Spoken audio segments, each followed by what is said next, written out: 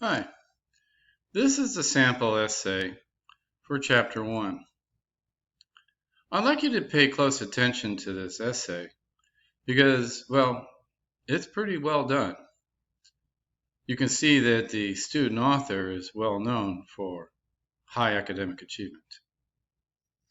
This essay is done in response to one of the questions that you may be choosing to write about. Obviously, do not copy this. So there are several things let's take a look at in terms of form and style that I want to highlight. I hope that you've already looked at the standard argumentative essay handout and video before you watch this. If you haven't, please stop watching this now. Go back, review that first, then look at this, because what I'm going to say is going to make a lot more sense if you've actually looked at that essay, looked at that video, pardon me. So, name, upper right hand corner with the page number. This is done with a header function. Here's the name of the student, my name, English 101, the date. Please notice the title. Pretty good title here, Godzilla and Frankenstein, the pairing of science and morality. It is in regular font, right? It's not oversized, it's not bolded, it's not italicized. It is simply centered on its own line. Now remember, there's three things that I want you to accomplish in the introduction of your paper. Hook the reader, introduce the subject, and present the thesis. So this person begins with her hook, including a quote from Martin Luther King.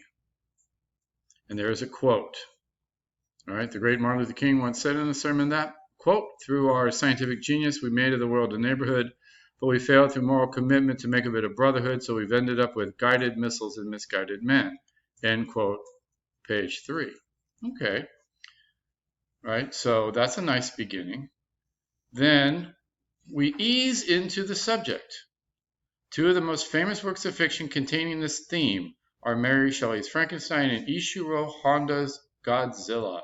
Okay, so she's introducing the theme, and then she walks through it. I don't want to read the whole essay. It'll take forever.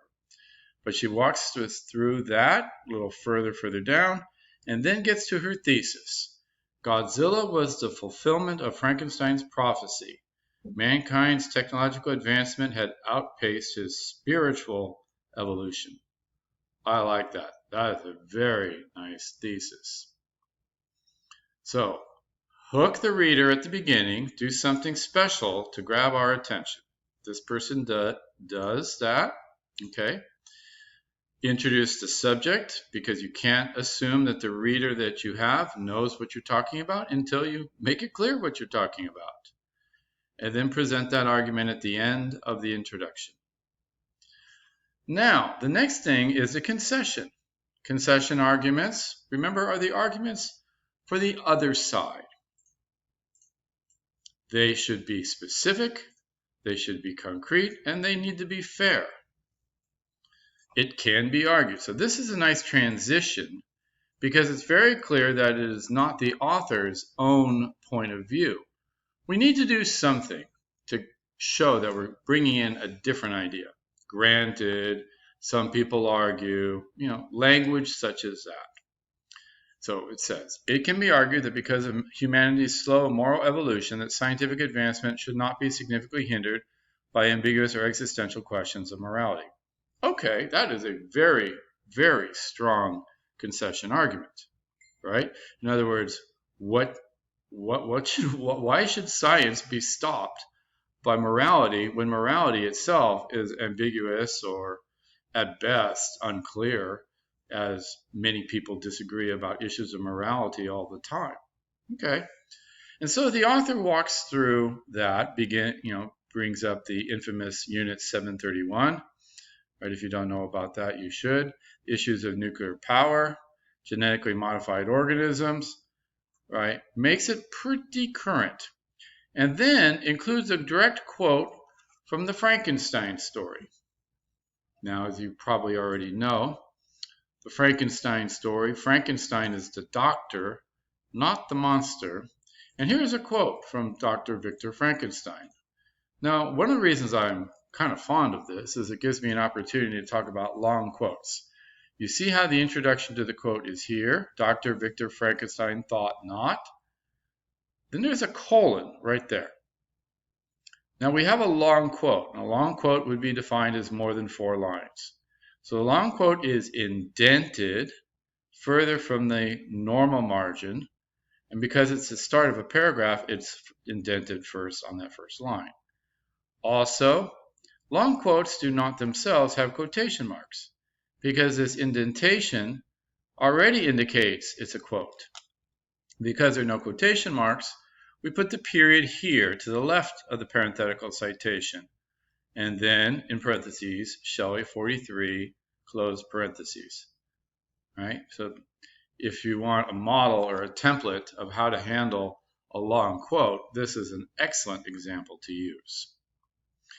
Remember, we never end a paragraph with a quote, and indeed, this person continues on with her discussion, her analysis, before coming to the end of that paragraph. Then she moves on to her main body.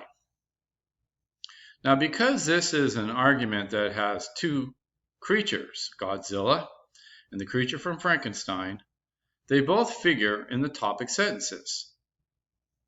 Both Honda's Godzilla and Shelley's creature present similar yet distinct lessons about the folly of science without compassion and caution. Nice. And then the paragraph presents that, including an interesting quote from our textbook. Here from Peter Brothers. Peter H. Brothers stated that he, and then you see the square angle brackets around the word Honda. Remember, Honda is the director's name. Well, the brackets are there for us because taken out of context, this pronoun he is not clear. Who is Brothers talking about? We would have no idea, no way to know.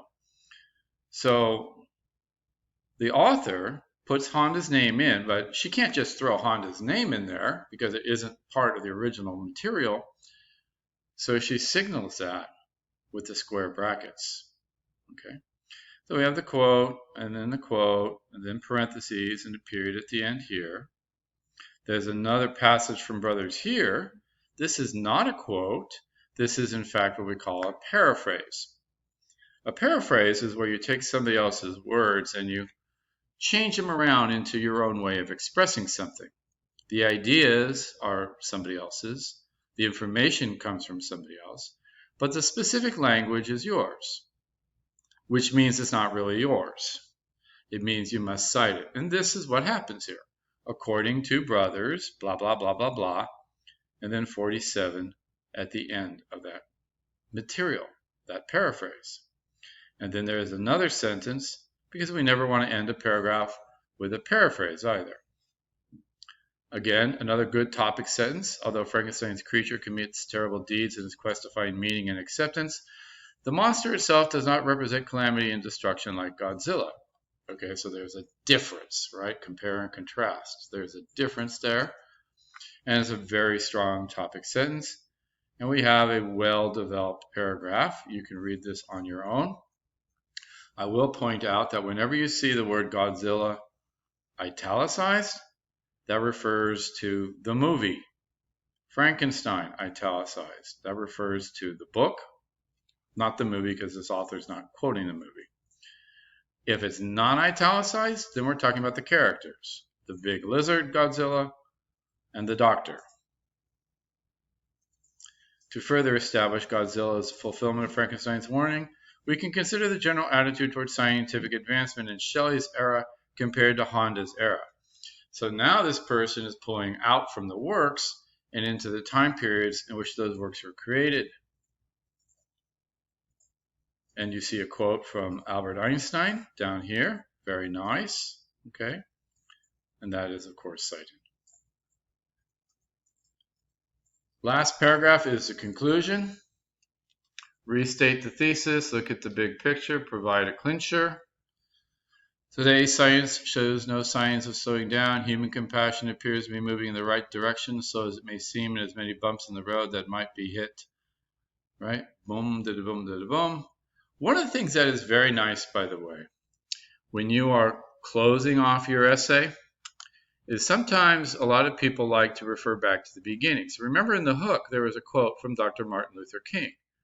Well, here at the end of the essay, the author refers back to that quote by Dr. King. So it kind of ties things up in a nice little bow. And there, 1,400 words. All right, it's pretty good paper. It's not done yet, though. Last part is a works cited page. Now you have, of course, the MLA format sheet that's on Canvas for you. You also have access to Purdue OWL. You also could have the MLA handbook if you have so chosen to acquire it.